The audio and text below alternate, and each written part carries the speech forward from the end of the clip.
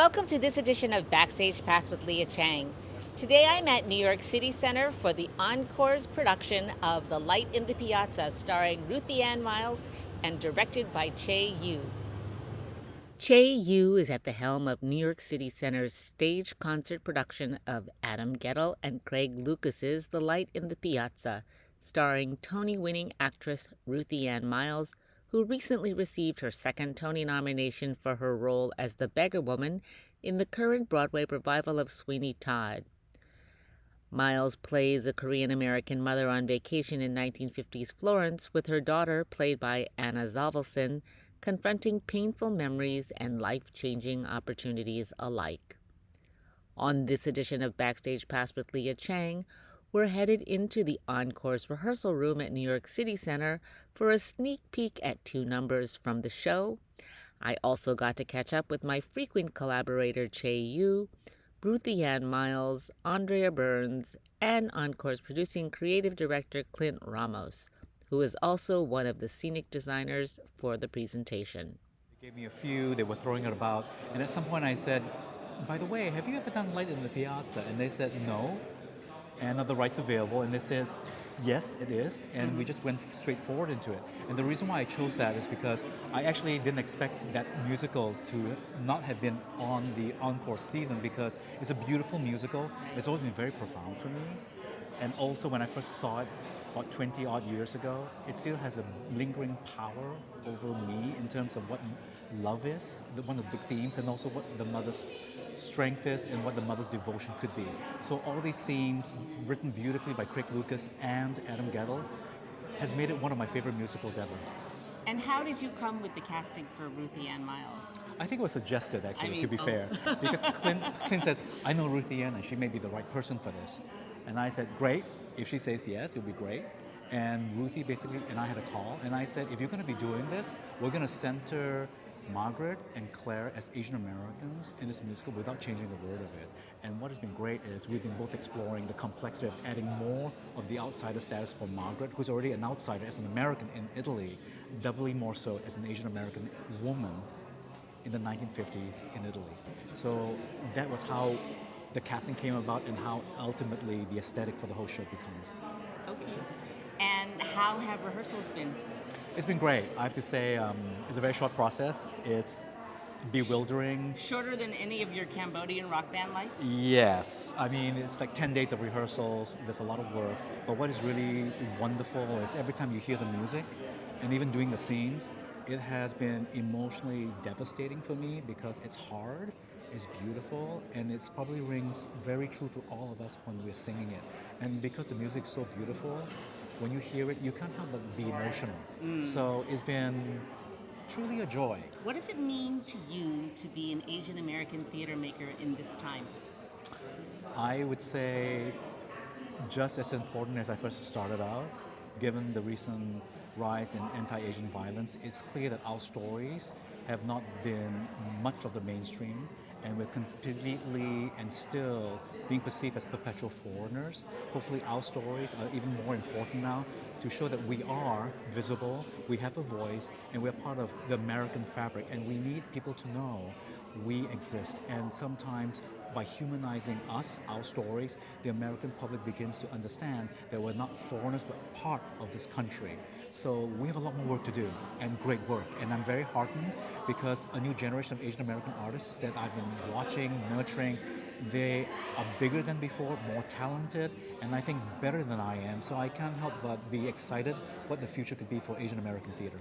And what do you hope audiences will take away from this production? Ultimately, aside from the fact that Asian Americans and people of color can do high class, first caliber work on Broadway stages, but also the fact that love, the, the theme of this musical, is completely profound and truthful in so many ways. And by bringing a cast of people of color together to tell this story, is particularly more exciting and unique. Where is that? In the top. All morning. I'm waiting for the fire.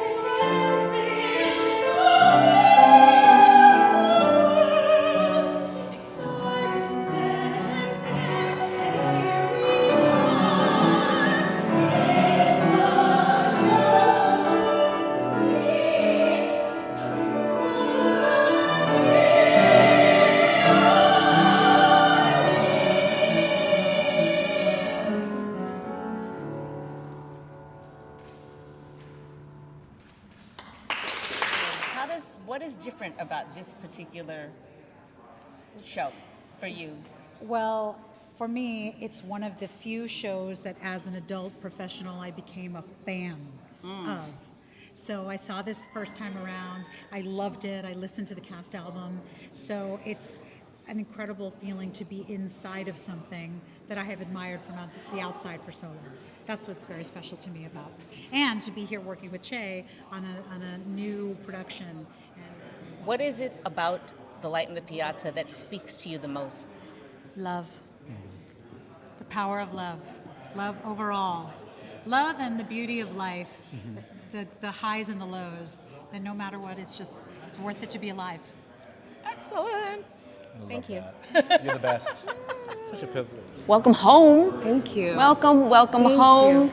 Congratulations on your second Thank Tony you. nomination. Thank you very much. What has it felt like for you to come home to such a bounty from Sweeney Todd, your Tony nomination, to The Light in the Piazza at New York City Center? We were in California for a few years, and truth be told, I was scared to come back to New York because I was like, these are the people who know me. These are the people who don't let me get away with it. These are the people who don't let me forget the good or they don't let me forget things that draw my heart, close, real into a story. And that's been a very scary place to touch for many years. And something that was so special about Clint asking if I wanted to do this with Che, and of course my answer was yes. I don't even care in what capacity. If you want me to be, a second director then yes, my answer is yes. I want to do this with Che, and I want to do this at City Center, and I want to do this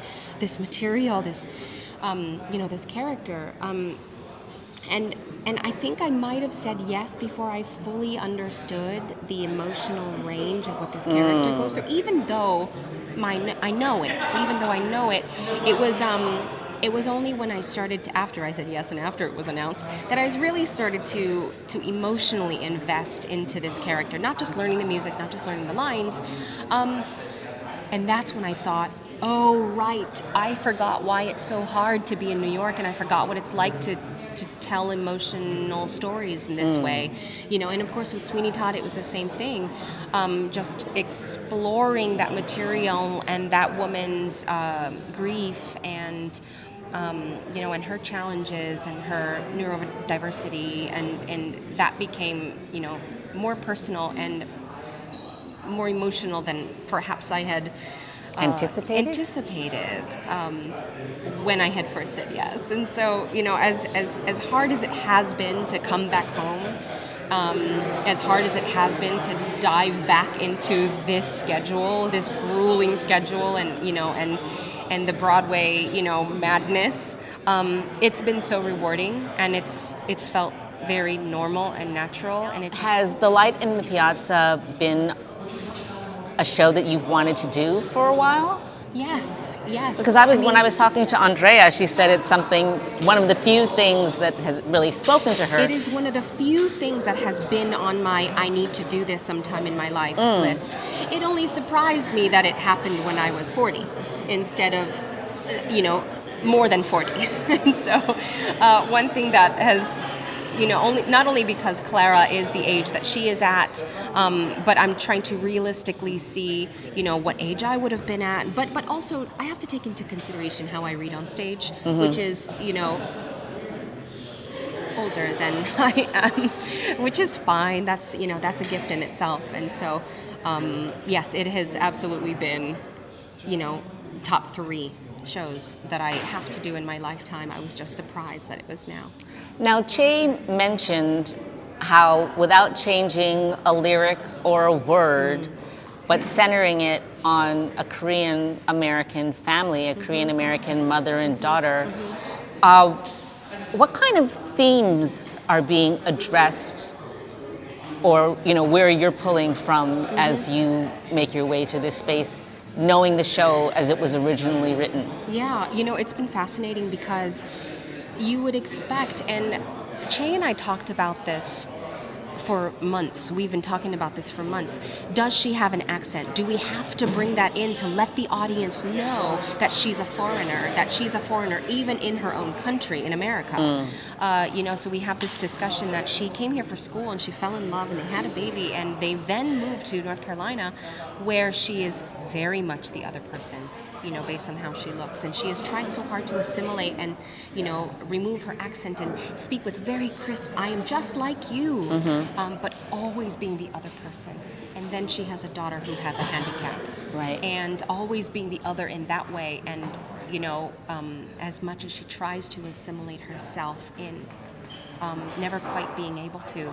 And then she comes to this country and meets this family where they are fully accepted for who they are, just as they are, despite looking the way that we do. And it's so Right. close after the wars. You have to remember this. Not only the stereotyping and the discrimination, the racism against Japanese people, against Chinese people specifically. Most people can't tell by looking at an Asian face. What kind of Asian are you? So to not feel that otherness from the Nacarelli family is already jarring. All right, then what do you want from me? Is it money? Is that what you want? Right. And so we start to explore these themes.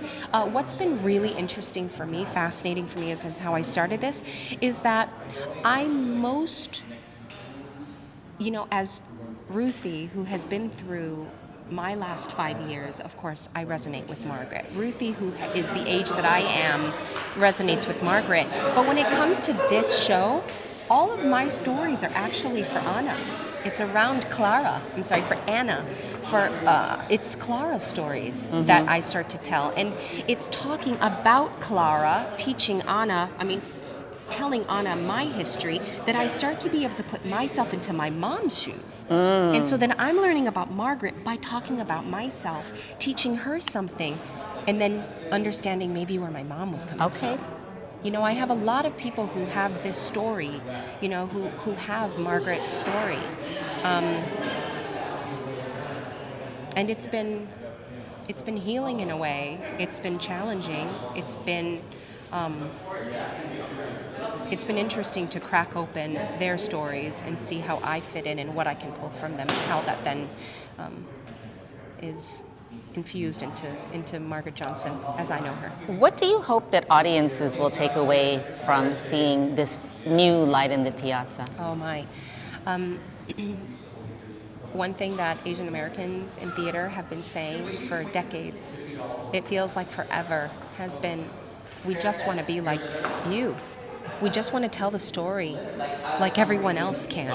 We don't want to be the comic relief. We don't want to be the tiger mom. We don't want to be the weird this or the next door that, or put on an accent. And, we just want to be. We just want to be. And this has been case in point. You don't have to change a single word of the show to tell a very specific story from a different point of view, or not. Right. It doesn't have to be that story. We're just making it, this way. But Right. but I think what they might take away is that any story, almost any story, can be told by almost anyone. Because So- why? Because we're humans and we're all part of this human tapestry.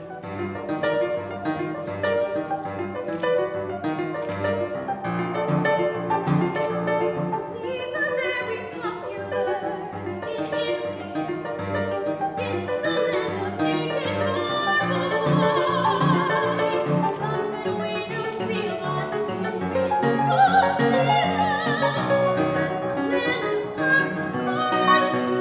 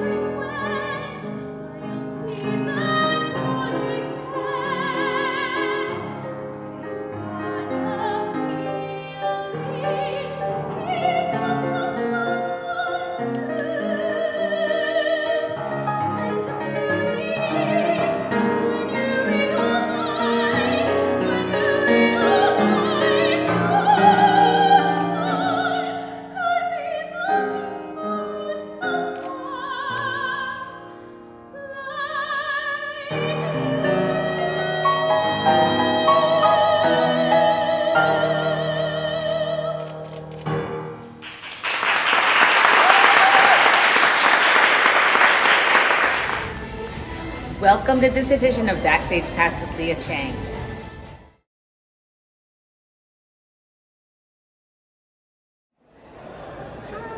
My name is Deandra. I'm here welcoming all of our guests to the theater, and I'm so happy to be here. Thank you.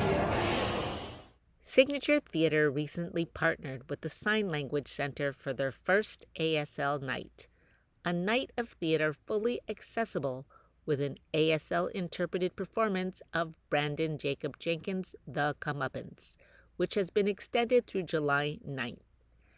ASL volunteers were stationed around the center, and the evening featured a pre-show reception with a photo showcase by deaf teacher and photographer Chaya Seltzer.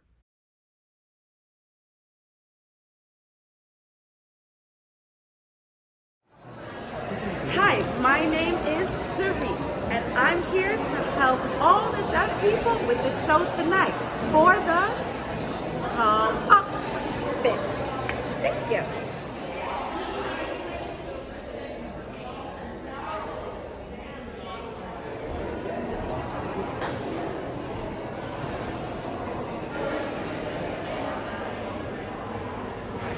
Beautiful dance photographer, and she's a lifestyle photographer.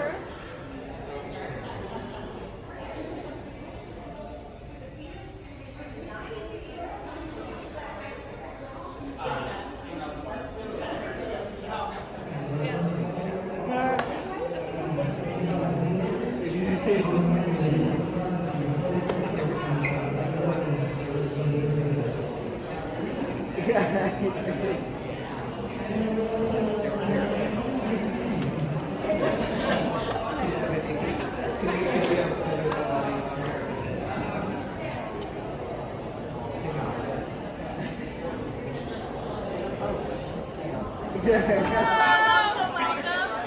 just wanted to thank you all so much. My name is Tori. I am the marketing manager for Signature Theater. This night has meant absolutely so much to me. A very special thanks to the amazing friend interpreter Mara. Everyone, round of applause for her. Applause for her. Applause for her. I myself am Kona. My mom is right there. Love her so much. I was also a student. I was also a student at SLC. I am just so happy to make theater accessible. It is something very, very important to me, and especially, moving forward, trying to progress theater and trying to make things enjoyable to everyone, not just a specific audience. And I just have to shout out the Sign Language Center. They are a group of fantastic staff. I want to introduce them. I'm going to let Mara do that. First, we have our amazing photographer whose art is displayed on that table behind me, Chaya Seltzer. We have Roderick, and we have Jamil, and we have Robert. I am so honored to have all of them. I also need to shout out my amazing ASL volunteers who are also students at SLC or former students. They're right now working and dispersed all over the theater. Hello, everyone. My name is Chaya Seltzer. It's an honor to have my photographs shown here tonight. And I'm a photographer, but I'm also a teacher and instructor. I just recently joined in the fall, and I was so excited to be part of this and to continue on. It's really like my second home. I have friends, and it's just connections with the deaf community. Hello, everyone. My name is Robert Parcells. This is my sign name. And I've been working at Sign Language Center for almost 9 years, and I love Sign Language Center. The community is number one. We have different students, and we all just work together, and the connection is just the best. You want to learn more sign language? Come on over. Sign up with us. It's the right place. Hello, everyone. My name is Roderick. I'm from Cape Cod. in Massachusetts, and Sign Language Center has become one of my strongest foundations in New York. Because in 2020, in the middle of pandemic, I moved to New York, and Sign Language Center became my first job. And I connected with people from there. If it was not for Sign Language Center, I would not be here today. I have a big gratitude to the deaf community and for this wonderful opportunity. Thank you so much, and love to everyone in this room. Hello everyone, my name is Jamil. This is my sign name. I've been teaching for a long time here at Sign Language Center. It's such a wonderful place to connect, and you shine. Communication is everything. Accessibility is everything. You see these comments tonight, and you look at the room, and you see we are all here together. And just, this can go on. And there's many students here I see tonight, and you're representing us, and really, it's just a connection with the hearing and deaf world. So it's an honor to bridge these two communities, hearing and deaf. Thank you to everyone here tonight. Yay!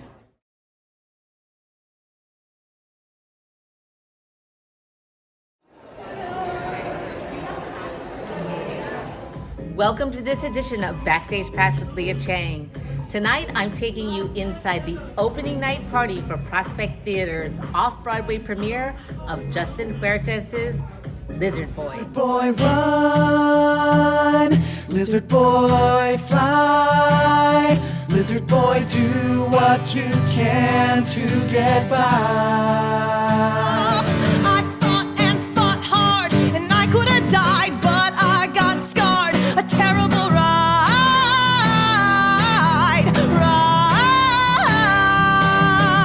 I've been waiting for change to drop out of the sky. I've been squeezing the meaning out of one simple word. Try. Take me to bed. Tell me a story. 'Cause I'm an awesome man who looks like a lizard. Whoa, oh, oh, oh, whoa, oh, whoa, oh, oh,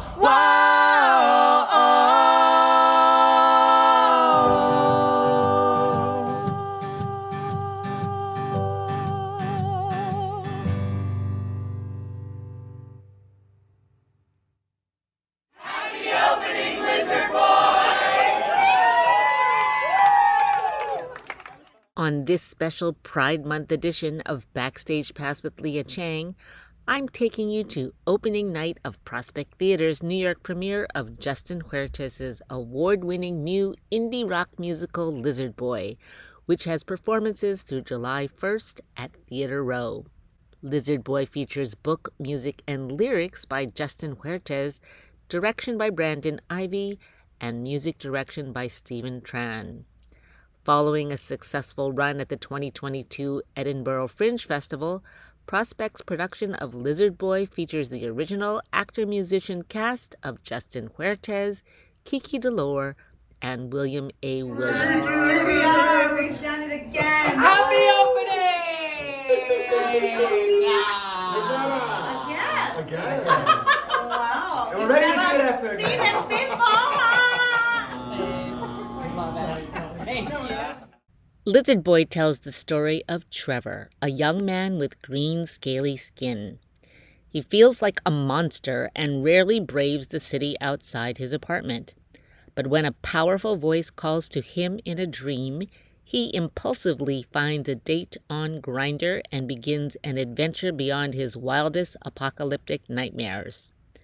Sparks fly in this queer indie rock action romance that pulses with fierce conflict and fiercer harmonies and takes us on a heart-pounding ride of self-discovery that asks, if the world were against you, would you still save it? Thank you for joining me for this edition of Backstage Pass with Lia Chang. Until next time,